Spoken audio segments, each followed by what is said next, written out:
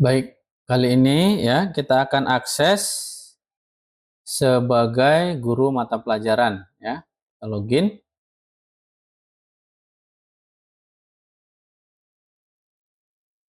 Oke, ya, tampilannya seperti ini, tampilan admin, hanya menu-menunya yang sedikit tampilannya.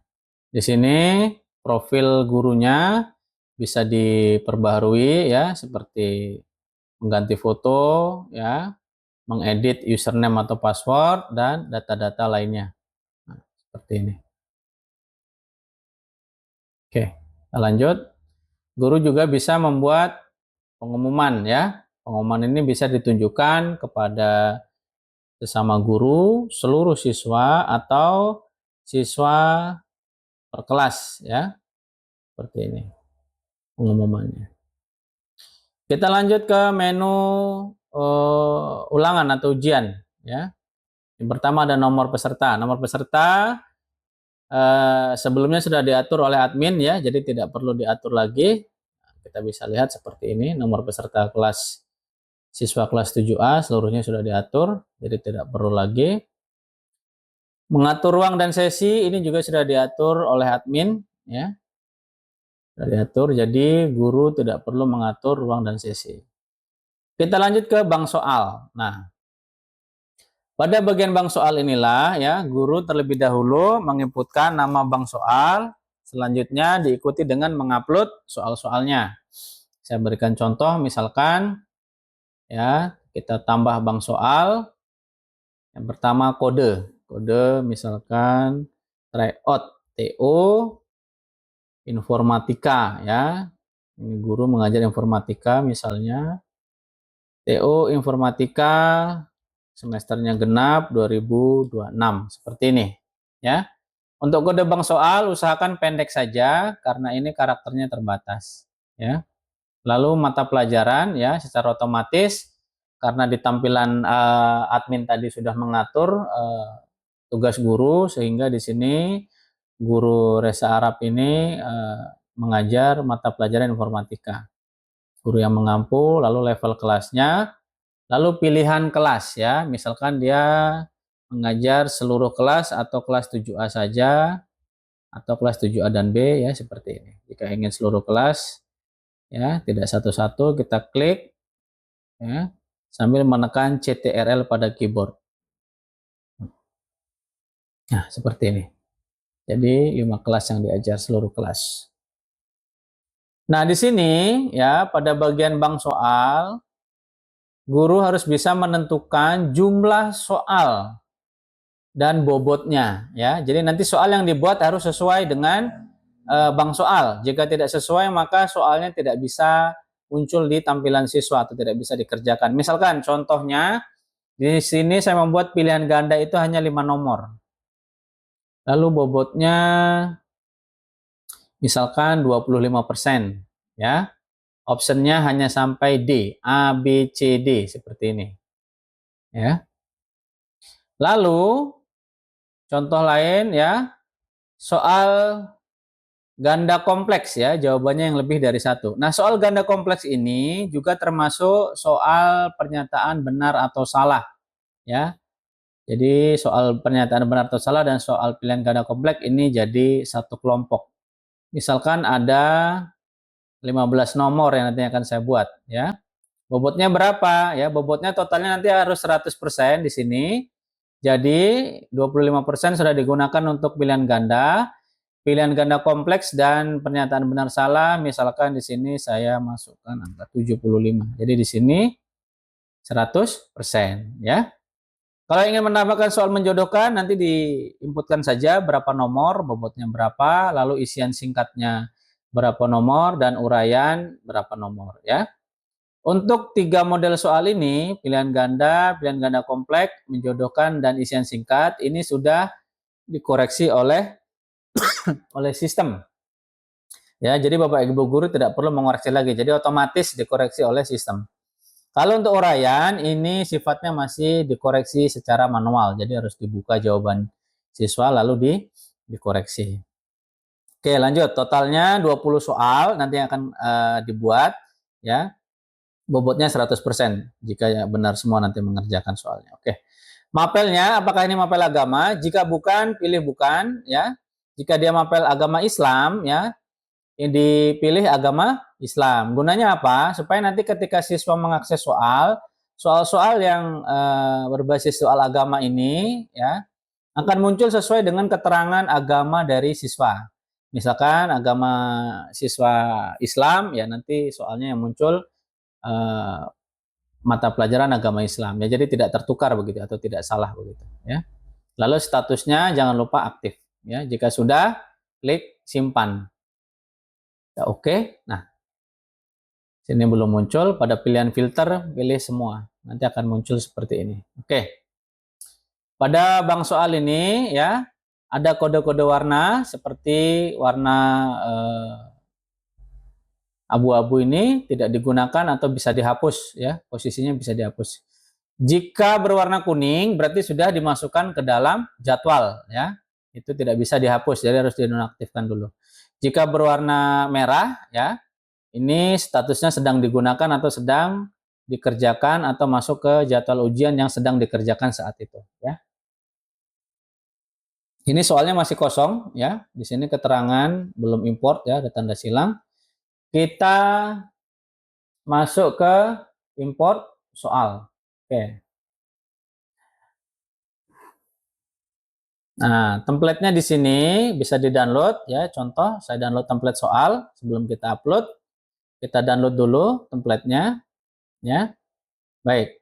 Setelah di-download tampilannya seperti ini. Ini soal yang sudah saya buat, ya. Pada bagian-bagian petunjuk soal, ya. Ini sudah ada penjelasannya, jadi jangan salah meletakkan soal. Ini yang pertama untuk soal pilihan ganda, ya. Formatnya dalam bentuk Word seperti ini, dalam bentuk kolom, ya. Ada nomor, ya. Ini wajib diisi. Ada soal, di sini ada soal. Gambar bisa langsung di copy paste, ya.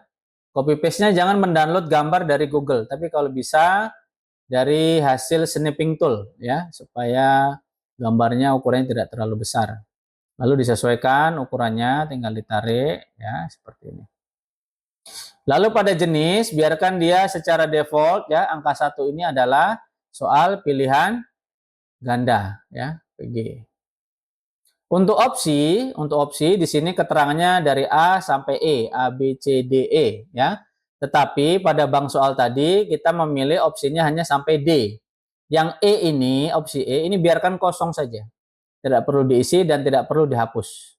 Tapi kalau opsinya sampai E, silakan diisi, ya, supaya nanti soalnya bisa muncul dan dikerjakan oleh siswa. Di sini ada kolom jawaban, ya, silakan diinputkan jawabannya.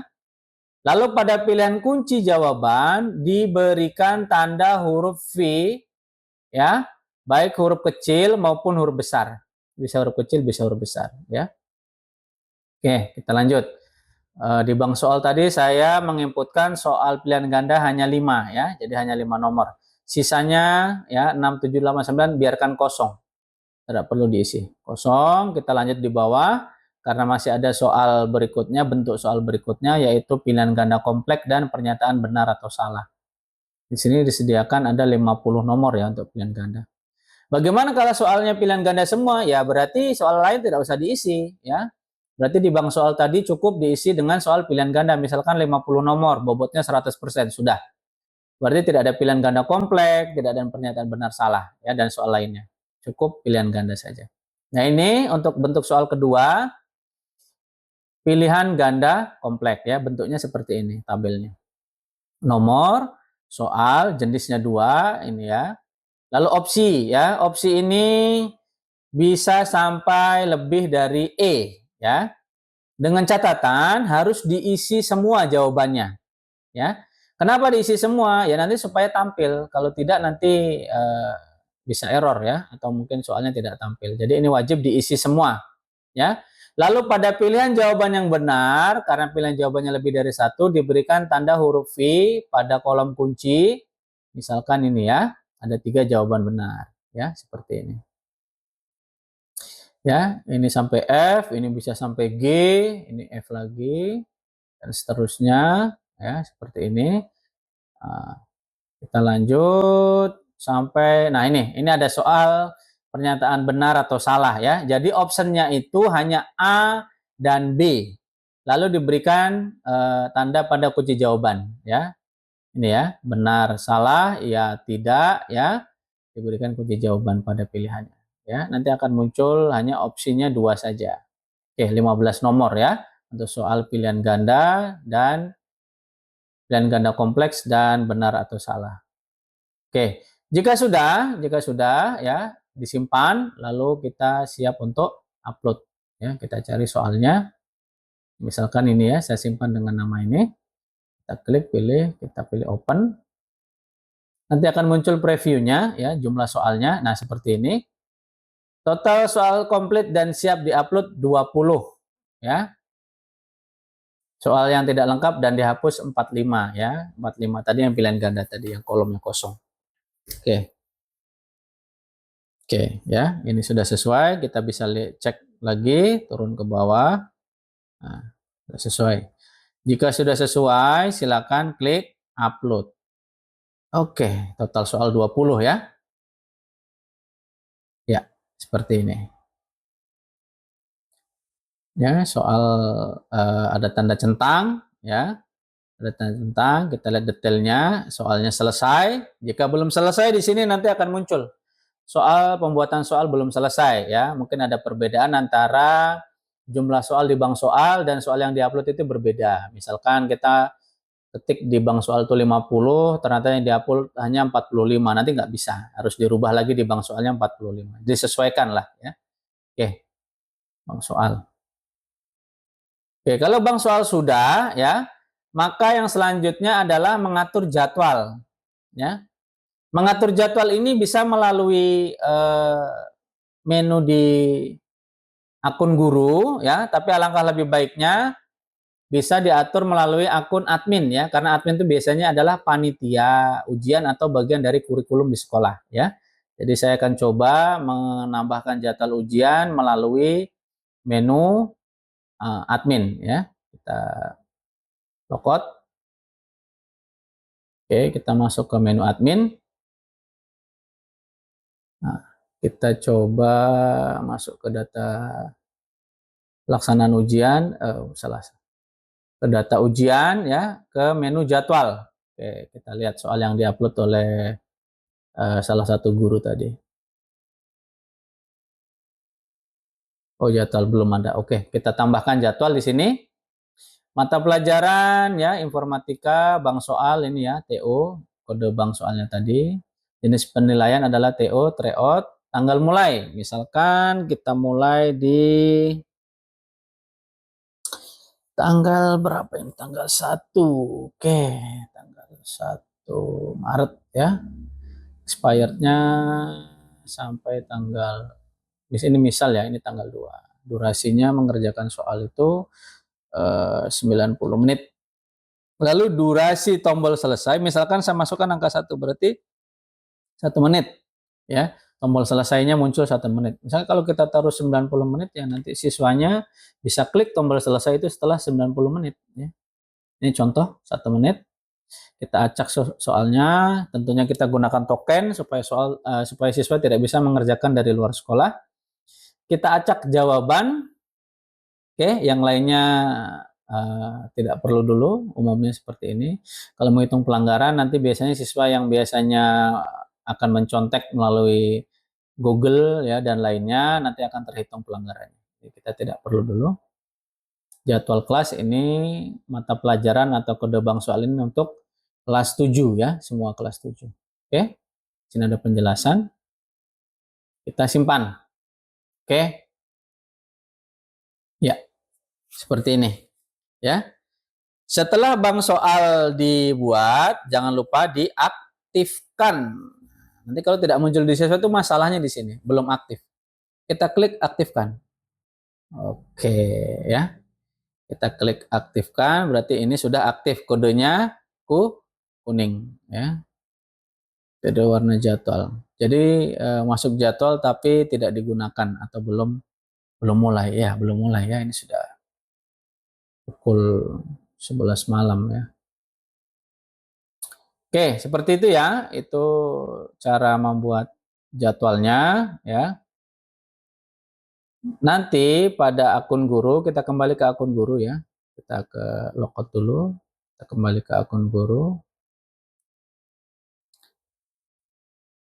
Baik, pada ujian kita lihat status siswa ya. Nanti guru bisa melihat status siswa di sini. Statusnya. Nah, ini. Ini tokennya, guru mata pelajaran bisa melihat. Nah, ini. Siswa satu, siswa yang lainnya bisa kelihatan ya. Belum mengerjakan. Nah, nanti kalau sudah mengerjakan akan muncul di tampilan status siswa.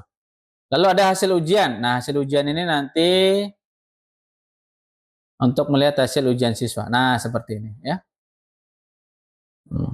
Jadi PG-nya berapa, pilihan ganda kompleksnya berapa, nanti muncul durasinya berapa, seperti ini.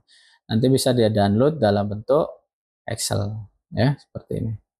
Ada juga rekap ya. Jadwal belum rekap semua. Nanti akan muncul yang sudah mengerjakan atau jadwal sudah dikerjakan akan muncul di sini. Baik, nanti tinggal kita lanjut akses siswa.